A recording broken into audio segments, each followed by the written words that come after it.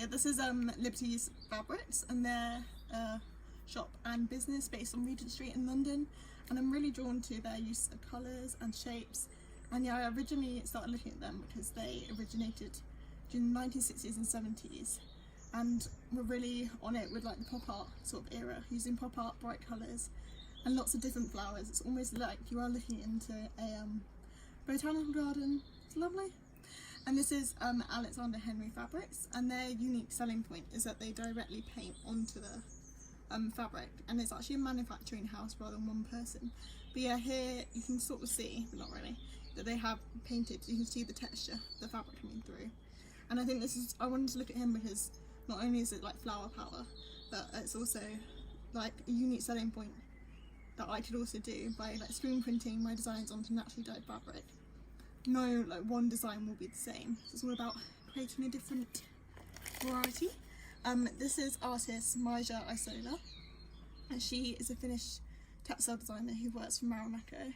And I was just really drawn to her use of flowers again and simple shapes, and how she's refined the 60s like style of fabric, which is usually quite hectic floral prints, into like a simple Indian block print. So she was often obviously inspired by like Indian culture, but she sort of simplified it and still used bright colours, which is really nice. This is artist Ulla Schüler, who is a Swedish designer, and she created wall hangings. But I looked at her work because I just really like her use of earthy colour palettes, and she's also drawn flowers really nicely. It's a different take on flower power. This is Australian artist Liv Lee, and I looked at her because I feel like lots of designers at the moment don't really use pastel colours or use them well, and she does, and she actually paints them all by hand, even though they do look like they're being done digitally. Yeah, she's a recent modern artist, and I just really like her flowing shapes and pastel colours that she's used, and it all goes really well together, and she has a really nice Instagram feed which is inspirational. This is Matisse. Obviously everyone knows who Matisse is, but I've looked at him in previous projects and I'm looking at him again because the way I want to work, which is sort of similar to Liv Lee and Matisse, is doing like the cutout style working, doing bold shapes, simple shapes, but leaving lines to break up the images, which I think obviously Matisse, the original founder of that, does it very well. This is just some 60s fabric that I looked at. I don't actually know any of the artists particularly, but I just really liked the geometric style, and in the 60s they actually used interior fabrics for fashion as well as interiors. So I was just looking at that for that, and I like the shapes. This is William Foxton, who is or was a manufacturing house based in London, and I just really like the geometric patterns that he created, and I was looking at his work, or their work, from a point of view of arranging geometric shapes together. And this is Julie Hamilton, who actually not really similar to any of these people, but she looks at using floral cutout shapes and organic and natural forms, and I just thought her work was really nice. So this is husband and wife duo, Annie and Joseph Albers.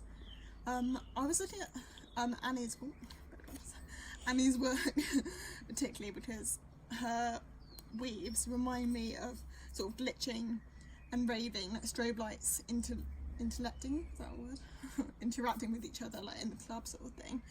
And her husband, Joseph, he is known as a master of colour, and he took 20 years to make these colour diagrams which show like how colour works when it's placed next to each other. So I think that's just an interesting thing to look at for my own work. This is Bridget Riley, and she's an op art artist from the 60s. These colours, well no, not these colours though, black and white, but she originally started with black and white and actually lived in Cornwall. This is one of her designs inspired by Cornwall, which is like wave designs. Then she moved to France, where she started working in black and white, and these are her black and white designs. But I think this design here reminds me a lot of the sound system, and this sort of style has been used a lot in like rave design and like hardcore music. But once again, I just liked her sort of geometric pop art feel. This is artist Diaka Shadkaka. Well, I actually don't know if that's how you pronounce her name.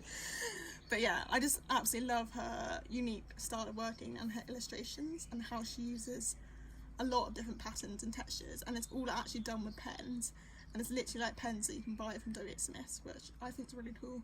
She posted about it on her Instagram that she only uses 3 different types of pens, and they're all cheap, and it's because she goes through them so quickly because each work takes up so much time. But I just love her attention to detail and pattern, and even though I don't really necessarily want to work in this way, I like how she's looked at mythical and mystical themes and sort of that narrative, theatrical storytelling feel similar to Yin Shadows, because they both work with like mystical stuff, which I want to look at a lot. So yeah, that's Yin Shadows. So she looks at more like Greek mythology and uses like symbols. So the people I think represent Greek gods and goddesses of the past, and the snakes represent life, the circle of life. So this is one of my favourite artists. This is Harley and Jay, and I just love her work so much.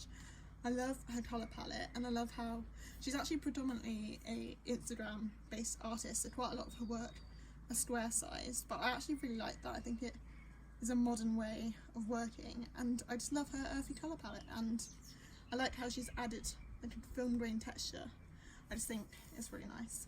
But yeah, I love all of her work, and she's definitely one of my biggest inspirations, like colour palette wise and shape wise. And obviously here she's touched on flower power, and here as well.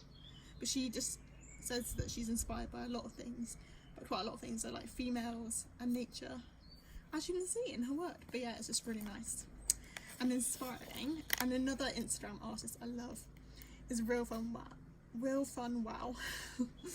But he, I love his work, but the way he talks on Instagram isn't very nice. It's a bit big egos, not really my vibe. But yeah, this is his work, and I just love it. I love the colour palettes. Similarly to Harley and Jay, he uses nice earthy tones in contrast with like black and white, simple style designs, and he also adds a nice, like, I don't know what they use to be honest, but it makes it look vintage. It completely like vintagifies the look, almost looks like it's a vintage poster, which is really nice. But I just love all his work. He's another one of my favourite artists. Here's Callan McKell, and I sort of looked at her because she does the same sort of mystical drawings that are all very whimsical and stuff like that, and have like a narrative to them. So what I'm trying to get across is that I want to have a narrative within my work, that I want each print to tell a story, even though it's not necessarily there when you can see it like from straight away looking at it. This is Rach Pony Gold, and I actually looked at her for this project originally because obviously I'm looking at magic mushrooms, and she's drawn magic mushrooms here in a way that I really like. But she creates quite a lot of designs for like tattoos, but obviously I'm not looking at tattoos, but I just really like her work, and she once again explores like mystical and mythical themes, which is actually a trend at the moment, or for this coming summer. This is Herbert Bayer, and I just looked at his work because I really like his geometric style and his placement of colour. But yeah, he's also from the 60s, and he was actually more of a graphic artist than any sort of artist, and he also actually really focused on architecture, and you can sort of see that in his work.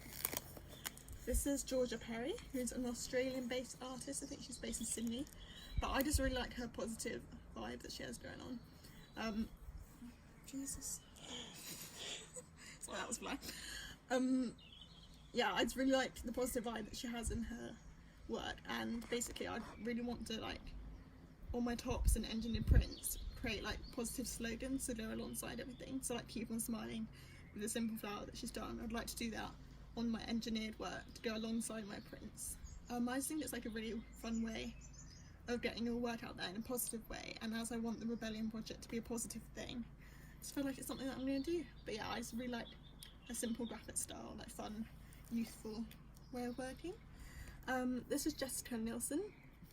So I just really like her cutout shapes, to be honest, and the way she also presents her Instagram is really fun. So she does lots of drawings, little drawings like this every day to build inspiration, and then they become bigger prints. So I just like her method of working and the geometric shapes and organic shapes and stuff. This is Anna Buckler, and basically the reason why I looked at her is not really relevant anymore, but I was going to do a print based on rug design, because obviously when hippies and stuff go travelling, they have these massive like rugs in their car and stuff, and I just wanted to do a print on that, but I'm not anymore. but I just like her work. It's nice work as well. This is Solomon, something like that. And she is an artist from the 60s, and she works creating like bulbous exotic style prints, and yeah, her work's very Indian and exotic country like inspired. She uses bright intense colours which obviously like fade in the sun, and there actually isn't much information online about her, but I really liked her patches of floral and bright colours in combination with each other. So yeah, she's nice. So yeah, on to the fashion designers. This is Yves Saint Laurent and Thea Porter, who I just combined on the page because their work's quite similar. But I was just looking at them because originally I didn't know whether to also do a patchwork print. So I was looking at like patchwork style, clashing patterns, with each other. But these are two artists which I just absolutely love, or two designers I love, and I find their work very inspiring, even though I'm not necessarily creating for high end at all. I'm doing like affordable clothing, but it's just quite nice to look at. And this is Giorgio de Sant'Angelo, love my pronunciation. But yeah, he is a Italian designer, and yeah, I just really liked his work, similarly to Thea Porter and Yves Saint Laurent. It's just inspirational like 70s designs, and I actually really like how he made this bracelet using, well, it's more like an arm cuff, using those of organic native rocks. So him, Thea and Yves, they all like to use native inspired print design and like bring cultural influences together to create one design. This is Emilio Pucci. He's a Italian designer, and I actually love his work so much. I just love all the clashing, well, not really clashing, it actually sort of goes, but it is very in your face colour palette, but it all like goes within the whole collection. And yeah, I just think it's really nice, and it sort of inspires me to maybe potentially print onto silk, because his use of silk is beautiful. This is Dries van Noten. He's Italian designer, I'm pretty sure. But I just was looking at his work because some of his catwalk photo shoots, this is obviously a 60s print that he's put onto a designer suit. And here he's used like symbols like the sun symbol and tie-dye, so he's picked up on lots of hippie culture